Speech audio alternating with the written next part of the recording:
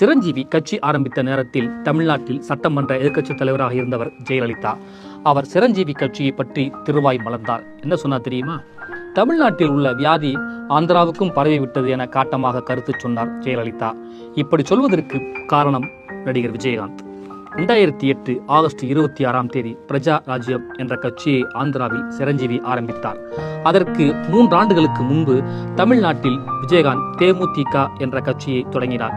தேமுதிகவையும் விஜயகாந்தையும் ஜெயலலிதா கடுமையாக விமர்சித்தார். 2006 அக்டோபர் 23 ஜெயலலிதா வெளியிட்ட அறிக்கையில் ஊழலை ஒழிப்பேன், வீட்டுக்கு வீடு ரேஷன் பொருட்களை வழங்குவேன் என்று கூறுவதெல்லாம் குடிகாரன் பேச்சை போன்றதுதான்.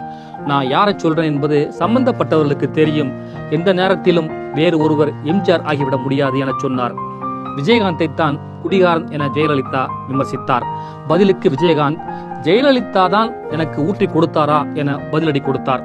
தேமுதிகவை விஜயகாந்த் தொடங்கிய பிறகு அவரை கருப்பு எம்ஜிஆர் என அழைத்தார்கள் கட்சியினர். எம்ஜிஆர் பெயரை சொல்லி விஜயகாந்த் அரசியல் செய்வதை விரும்பாத ஜெயலலிதா திடீரென 12 வருடங்கள் கழித்து எம்ஜிஆர் வாழ்ந்த ராமாவரம் தோட்டத்துக்கு போனார். 2008 எம்ஜிஆரின் பிறந்த தினமான ஜனவரி 14 அது நடந்தது. எம்ஜிஆர் பிறந்த நாள் என்றால் அதிமுக தலைமை அலுவலகத்தில் உள்ள எம்ஜிஆர் சிலைக்கு ஜெயலலிதா மாலை அணிவிப்பதுதான் வழக்கமாக நடக்கும் சம்பிரதாயம். விஜயகாந்தின் வருகை ஜெயலலிதாவை ராமாவரம் தோட்டத்திற்கு வரவழைத்தது. அன்றைக்கு அங்கே ஜெயலலிதா ஆற்றிய உரை முக்கியத்துவம் வாய்ந்தது. இன்று சிலர் எம்ஜிஆர் பெயரை சொல்லிக் கொண்டு திடீரென கட்சிகள் தொடங்குகிறார்கள். நான் தான் தலைவர் என்கிறார்கள். இன்ஸ்டன்ட் காப்பி தயாரித்து விடலாம், ஆனால் இன்ஸ்டன்ட் தலைவர்களை தயாரிக்க முடியாது. இது புலியை பார்த்து பூனை சூடு போட்ட கதை. எம்ஜிஆர் கட்சி தொடங்கிய உடனேயே தலைவராகிவிடவில்லை, முதல்வராகவில்லை. எம்ஜிஆரின் உண்மையான வாரிசுகள் நாங்கள் தான்.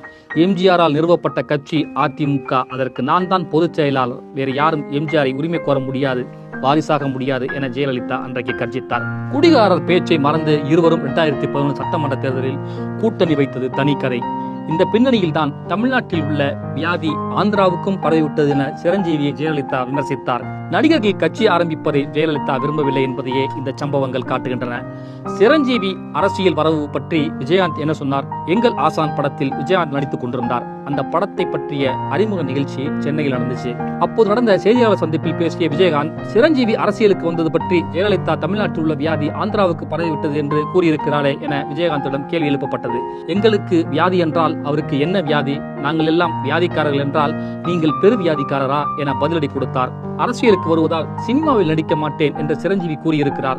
ஆனால் நீங்கள் அரசியலிலும் இருந்து கொண்டு சினிமாவில் நடிக்கிறீர்களே என கேள்வி வந்தபோது, நான் கட்சி நடத்த வேண்டாமா, உங்களிடமா காசு கேட்கிறேன் என பதிலளித்தார். இந்த வீடியோ பத்தி மறக்காம உங்க கருத்துக்களை கமெண்ட்ல சொல்லுங்க. பொலிட்டிக்கல் பொடிமா சேனலை மறக்காம ஃபாலோ பண்ணிக்கங்க.